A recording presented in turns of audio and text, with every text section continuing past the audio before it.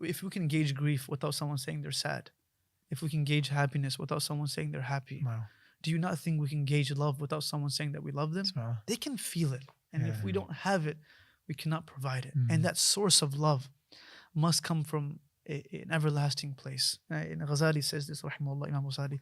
He says, if we connect our joy and love to a temporary source, that effect will also be temporal.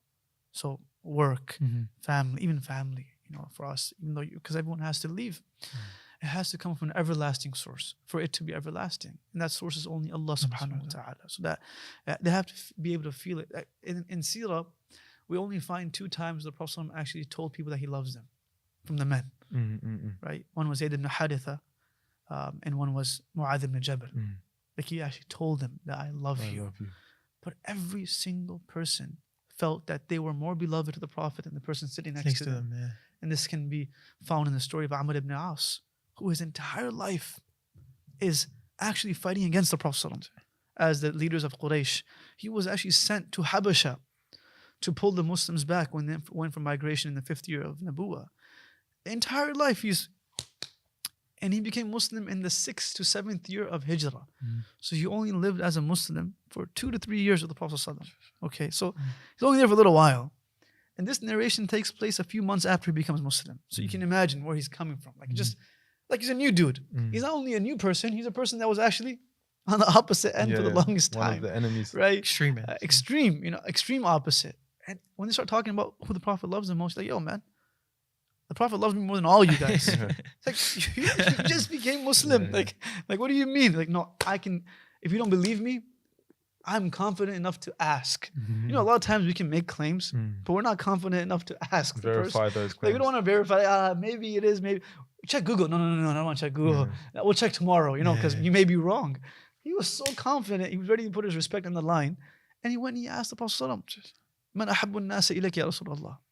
And the Prophet says, Aisha. And the Prophet was very smart. He says, Radiyallahu anha, your mother Aisha. He said, no. From the men. We know that, man. We're not going to compete with your wife or your spouse. From the men, who do you love the most? He says, Abuha.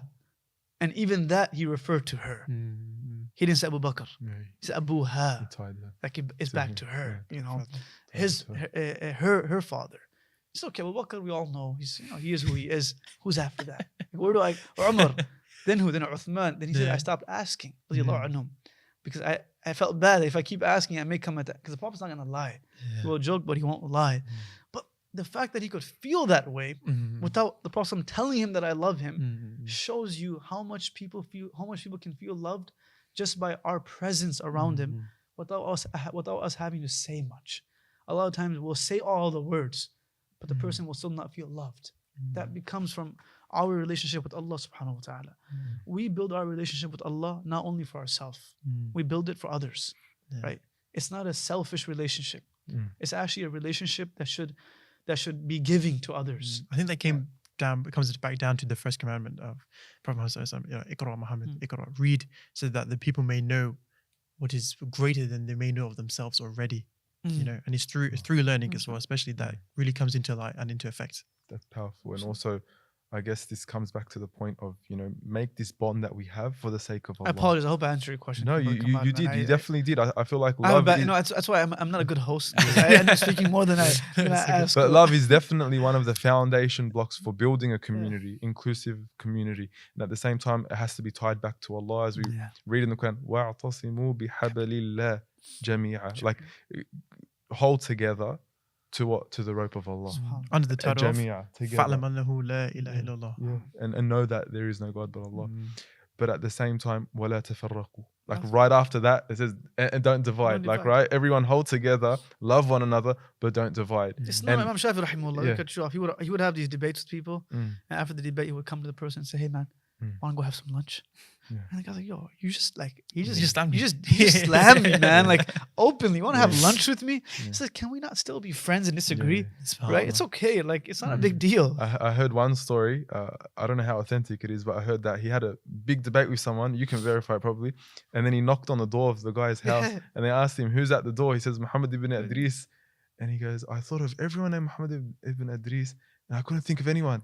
Is it really a Shafi'i? He goes, oh, it's actually Imam Shafi'i at his door, and he tells him, you know, we agree on a 99 or 100. Are we going to break our relationship over one? Yeah. And that's where I want to go to next. And, you know, this is a bit of a contentious just issue. on that point, Imam Abu Hanifa rahimahullah's son started, Imam Hanifa rahimahullah's journey to ilm began with debating. Aqa'id. His first niche of knowledge was the aqa'id. And then after that he went into fiqh. There was a certain point that incident took place, which is for another day inshallah. But his son was also started debating. So one day his father says to him, "Why are you debating people for?" Within the Muslims, obviously, like within the fiqh differences and so on and so forth. He's like, "Yeah, you know, oh father, you used to debate as well. Like, you know, like, well, you know, why you beating me up for it, man? Like, I'm just doing what you did." He said there was a fundamental difference. When we used to debate, we would make dua before going to the debate that, "Oh Allah, make our brother or sister not falter and make a mistake."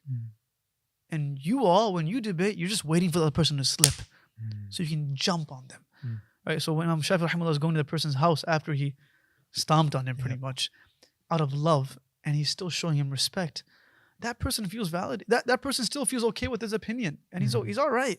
For us, when the moment we get our upper hand on someone, and come on, like it won't even be in something like worth arguing about. It could be like something about cars or sports. Like I told you, something so irrelevant. You know, it's like so mundane. Like it's, but we're gonna hold that till our grave. Like, yeah, I told you I was right.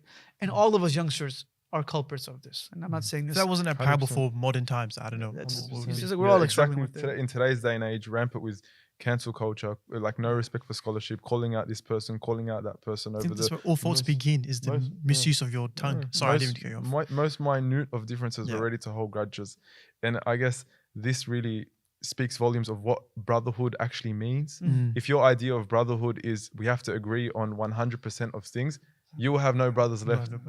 You won't have your own brothers. You won't even have your own brothers.